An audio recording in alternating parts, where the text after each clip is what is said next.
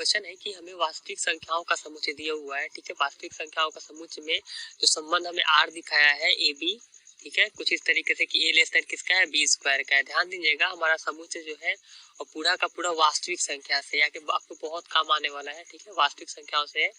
तब हमें बताना है कि जो संबंध आर है वह न तो समतुल्य है और न ही सममित है और नहीं क्या है, संक्रामक है। इस बात का ध्यान दीजिएगा कि हमारा समुच्चय वास्तविक संख्या से है, यानी कि ए हमारा जो है पूरा का पूरा क्या है, आर ही है, ठीक। अब देखें जो संबंध दिखाया है आर बराबर में कितना है, ए बी, ठीक है, कुछ इस तरीके से कि ए लेस देन किसका है, बी स्क्वायर, ठीक। अब यहाँ से क्या होगा, हमें दिखाना है कि स्वतुल्य के लिए पहले देखते हैं, ठीक है, स्वतुल्य के लिए, ठीक है। अगर हम ए का मान 0 मान लेते हैं 2 ही ले लेते हैं, ठीक है, तो क्या 0.2 छोटा होगा 0.2 का स्क्वायर से। यहाँ देखिए तो 0.2 जो होगा वो छोटा नहीं है किसी 0.04 से। तो इसलिए हम क्या बोले कि अगर ए अगर सेट का मेंबर है तो ए जो है क्या इस आर के घर में नहीं हो पा रहा है, मतलब कि स्वतुल्य नहीं है, स्वतुल्य नहीं है, ठीक है, स्वतुल्य नहीं है। अब देखिए सममित के लिए देखते हैं, सममित के लिए क्या देखते हैं, मान लीजिए कि 1 2 जो है वो एलिमेंट है किसका, आर का है, यानी कि 1 लेस देन है किससे, 4 से, ठीक। लेकिन 2 1 के बारे में अगर हम विचार करें तो 2 1 क्या होगा, 2 1 क्या होगा, 2 क्या छोटा होगा 1 के स्क्वायर से, बिल्कुल नहीं, 2 जो होगा छोटा नहीं होगा 1 के स्क्वायर से। इसका मतलब जो होगा 2,1 जो है, 2 1 जो है वो अवयव नहीं है किसका, आर का, मतलब सममित भी नहीं है, सममित नहीं है, ठीक है। अब संक्रामक के बारे में देखते हैं, संक्रामक के बारे में क्या विचार है।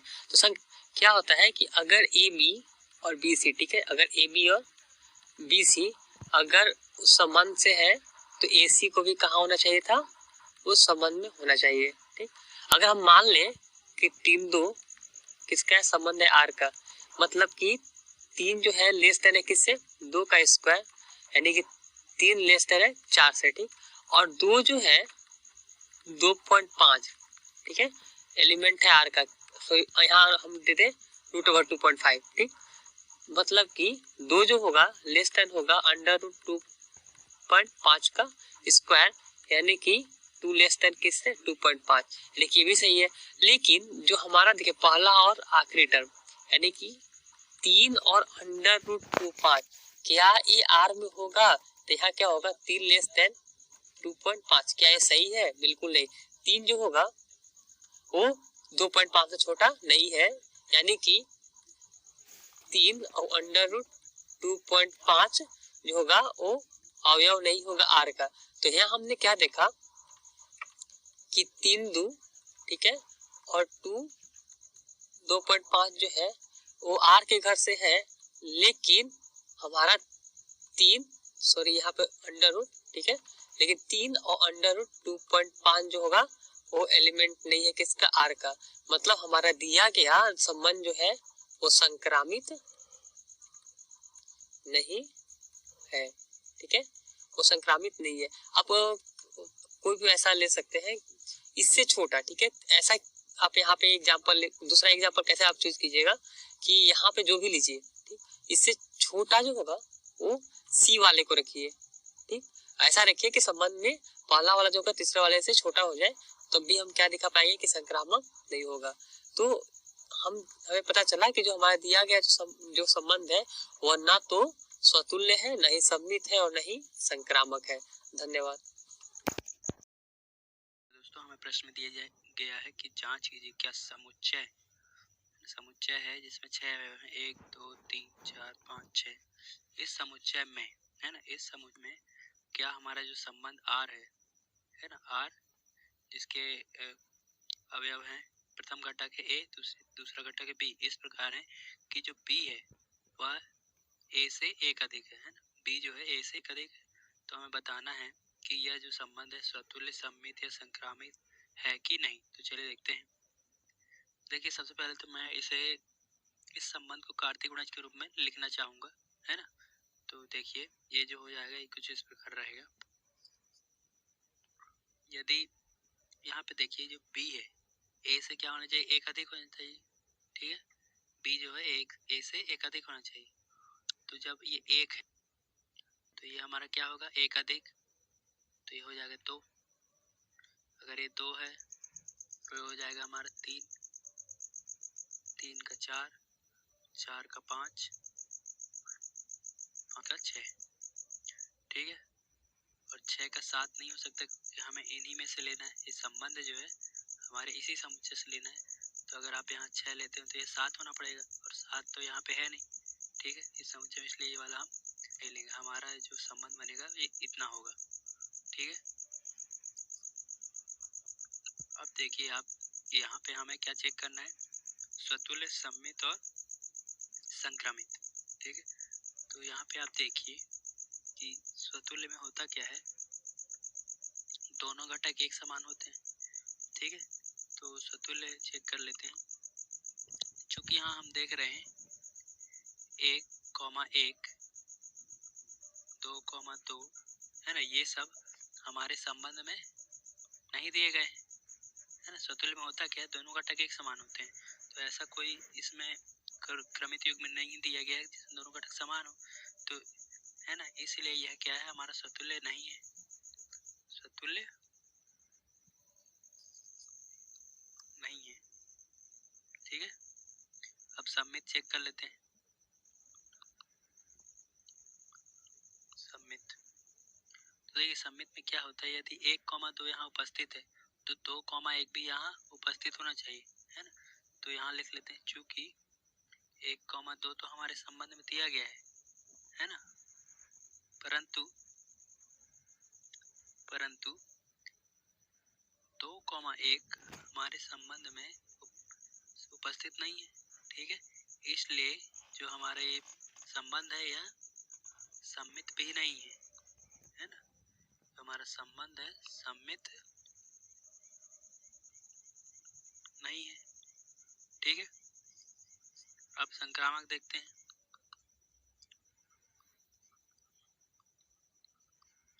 संक्रामक में देखिए यदि 1,2 है, ठीक है, 1,2 है और यहाँ देखिए 2,3 है, तो इसके प्रथम और इसके अंतिम में भी एक कोई ना कोई संबंध होना चाहिए, है ना।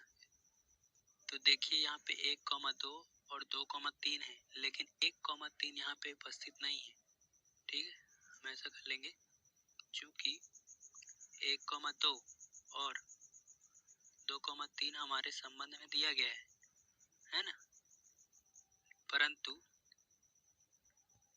इसका प्रथम और इसका अंतिम 1,3 हमारे संबंध में नहीं है, इसलिए हमारा जो संबंध है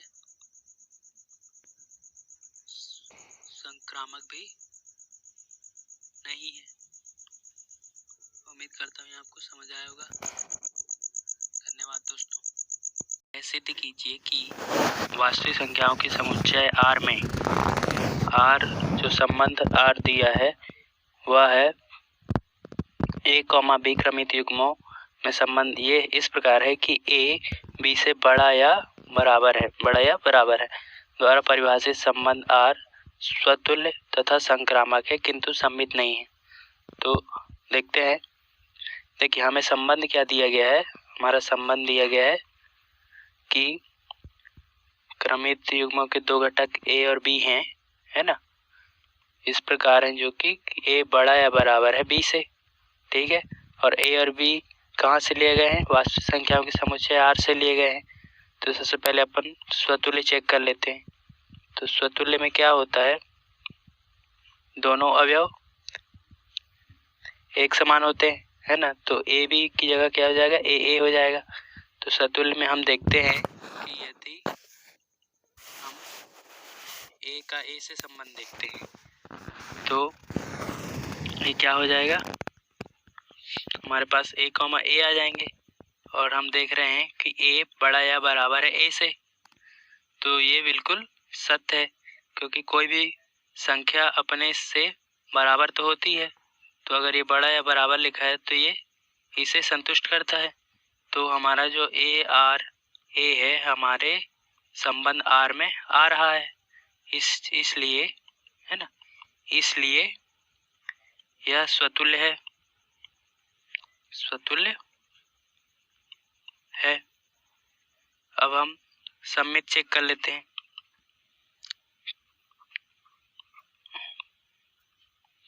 सबमिट में हम क्या करेंगे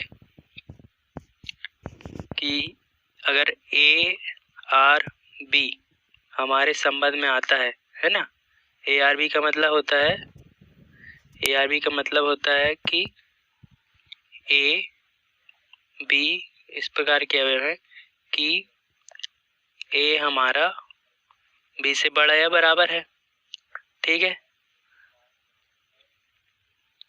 बी से बड़ा या बराबर है, तब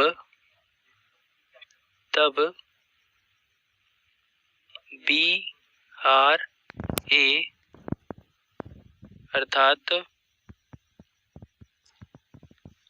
बी कॉमा ए इस प्रकार लेना है कि बी बड़ा या बराबर हो ए से, ठीक है। तो अगर ऐसा होता है ना, तो ये सम्मित होगा। तो इसे समझने के लिए हम ए की जगह कोई भी संख्या ले लेते हैं, वास्तविक संख्या 3, और बी की जगह 4 लेके देखते हैं, ठीक है।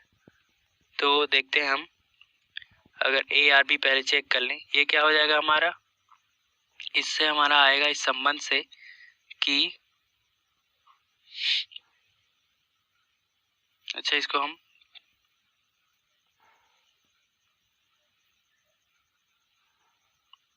इसे हम 4 ले लेते हैं, इसे 3 ले लेते हैं। तो ए आर बी से क्या पता चलता है कि ए बड़ा या बराबर होना चाहिए बी के, और यहाँ पे हम देखते हैं 4 बड़ा या बराबर है 3 के, ठीक है। तो अब बी आर ए चेक कर लेते हैं, तो इसके अनुसार क्या हो जाएगा, बी बड़ा या बराबर है ए के, तो यहाँ आ जाएगा 3 बड़ा या बराबर है 4 के। लेकिन ये देखिए सत्य नहीं है, 3 कभी भी 4 से बड़ा या बराबर नहीं हो सकता, है ना। अर्थात ये जो है बी आर ए है ना, इसको ऐसा लिख लेते हैं, पहले ए आर बी हमारे संबंध को बिलोंग करता है, लेकिन बी आर ए हमारे संबंध को बिलोंग नहीं कर रहा है ना, इसलिए यह सम्मित नहीं है, सम्मित नहीं है, ठीक है। अब आगे संक्रामक चेक कर लेते हैं। संक्रामक के लिए क्या होता है, देखिए जब कोई संबंध है ना, संक्रामक में ये देखते हैं कि जब कोई संबंध, मान लीजिए ए आर बी है ना, ए आर बी हमारे संबंध में है और बी आर सी भी हमारे संबंध में है, तो इसका पहला अवयव और इसका अंतिम अवयव ए आर सी भी हमारे संबंध में होना चाहिए। तो चलिए देखते हैं, ए बराबर मैं इस बार 4 रख के देखता हूँ, बी बराबर 3 और सी बराबर मैं रख लेता हूँ 2। तो चलिए देखते हैं, चूंकि 4 बड़ा है या बराबर है 3 के, इसलिए ए आर बी जो होगा हमारे संबंध में होगा, ठीक है। अब 3 बड़ा है बराबर है 2 के, तो हमारा बी आर सी भी हमारे संबंध में होगा। अब हम देखते हैं कि इसका प्रथम अवयव और इसका अंतिम अवयव, तो ये हो जाएगा 4 बड़ा है बराबर है 2 के, तो यहाँ से आगे हमारा ए आर सी बिलोंग कर रहा है हमारे संबंध को, है ना। तो यहाँ से क्या पता चलता है, अगर ये दोनों हैं है ना, ए आर बी और बी आर सी हमारे संबंध में है, तब हमारा ए आर सी भी संबंध में है, तो इसलिए यह संबंध संक्रामक है। यही हमें सिद्ध करना था। हमारे सामने जो सवाल दे रखा है इसमें हमें बोला है कि आर जो है कोई संबंध है, ठीक है, जो इस तरह से परिभाषित है ए बी में कि ए लेस देन और इक्वल टू बी क्यूब है, ठीक है, इस तरह से परिभाषित है। तो हमें बताना है कि ये संबंध समतुल्य, सममित या संक्रामक है या नहीं। तो देखो आर कोई संबंध है जो परिभाषित इस तरह से है कि ए बी कोई बिंदु है जहां ए लेस देन और इक्वल टू बी क्यूब है, ठीक है। और आर को आर क्या है, आर वास्तविक संख्याओं का समुच्चय। तो देखो मैं जानता हूं कि ये ए लेस देन और बी क्यूब जो है अगर जो है ए की वैल्यू 0 और 1 आ जाए, ठीक है, 0 और 1 आ जाए तब तो ये क्या हो जाएगा, ए बराबर ए क्यूब, ठीक है। और सभी संख्याओं के लिए और धनात्मक संख्याओं के लिए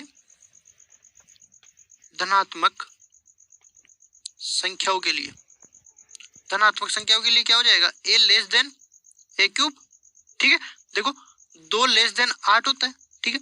और ऋणात्मक संख्याओं के लिए भी देख लेता हूं मैं, ऋणात्मक संख्याओं के लिए जैसे -2 ले लिया मैंने, -2 लेस देन और इक्वल टू -8 होता है क्या। देखो ये -2 लेस देन इक्वल टू -8 नहीं होता। तो मैं कह सकता हूं कि ये जो संबंध है ए से ए में वो परिभाषित नहीं है जो दिया गया जहां ए से लेस देन ए क्यूब, ठीक है, ए से लेस देन ए क्यूब में ये वास्तविक संख्याओं के समुच्चय में ये परिभाषित नहीं है, तो ये समतुल्य नहीं है। अब देखो मैं सममित देख लेता हूं मैं। अगर आर इस तरह का कोई संबंध है ए से बी में परिभाषित है, मतलब ए लेस देन बी क्यूब है, ए लेस देन और इक्वल टू बी क्यूब है, ठीक है। तो मैंने मान लिया कि सभी धनात्मक संख्याओं और 0 के लिए ये संबंध सही है, ठीक है। तो मैं इससे ये निष्कर्ष नहीं निकलता कि बी लेस देन और इक्वल टू ए क्यूब होगा, ठीक है, क्योंकि देखो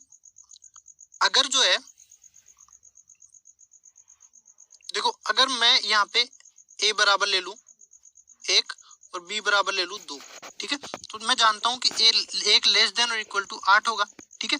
और अगर मैं इसका उल्टा कर दूं तो ये 2 जो है लेस देन इक्वल टू 1 ये हो ही नहीं सकता, ठीक है। तो ये दिया गया फलन है बी से ए में परिभाषित नहीं होगा, ठीक है। तो ये सममित नहीं है। अब मैं संक्रामक भी देख लेता हूं। देखो संक्रामक के लिए क्या होगा कि ए जो है आर कोई संबंध ए से बी में परिभाषित है और बी से सी में परिभाषित है, मतलब ए जो है less than equal to B cube है और बी जो है less than equal to C cube है, ठीक है। तो यहां से जो है A less than equal to C cube होगा, ठीक है, ये मेरे को बताना है। तो देखो मैं ए बराबर तो ले लेता हूं, कोई भी माइनस की संख्या, जैसे -2 ले लिया मैंने, ठीक है।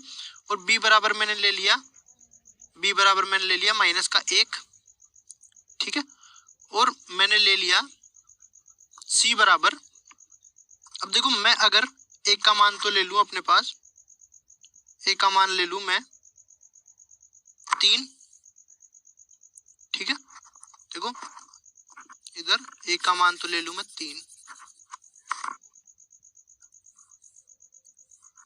ए बराबर ले लिया मैंने 3, बी बराबर मैंने ले लिया 3/2 और सी बराबर अगर मैंने ले लिया 4/3, ठीक है। तो देखो बी क्यूब कितना हो जाएगा, बी क्यूब यहाँ से हो जाएगा 3/2 का स्क्वायर मतलब 9/4 और 9/4 कितना होता है 3.375। और देखो सी क्यूब भी ले लूंगा मैं, सी क्यूब क्या हो जाएगा, ये बी क्यूब कितना होगा 27/8 और ये इसके बराबर होता है। और ये सी क्यूब कितना होगा 64/27, ठीक है। और 64/27 कितना होता है 2.37, ठीक है। तो देखो यहाँ से मेरे पास क्या आ जाएगा, देखो ए क्यूब, ए जो है छोटा है बी क्यूब से, देखो ये 3 जो है छोटा होता है 3.375 से, ठीक है। और बी जो है छोटा है सी क्यूब से, देखो 4/3 कितना होता है 4/3 अपने पास होता है ये 3/2 अपने पास होता है, जो 3/2 छोटा होना चाहिए इससे, सी क्यूब से। तो देखो 3/2 होता है 1.5, लेस देन है ये 2.37 से, ठीक है। लेकिन ये ए लेस देन सी क्यूब, ये हमें सिद्ध करना है। तो देखो ए कितना है 3, ये छोटा नहीं है, ये छोटा नहीं है 3.3, सॉरी सी क्यूब कितना है 2.37, ये छोटा नहीं है 2.37 से। तो मैं कह सकता हूं कि अपने पास जो है AC जो है दिए गए परिभाषा से ये संतुष्ट नहीं होता। तो देखो मैं कह सकता हूं कि ये जो है संक्रामक भी नहीं है, ठीक है। तो ना तो ये समतुल्य है, ना सममित है और ना संक्रामक है, ठीक है। और ये अपना आंसर हो गया। Thank you friends.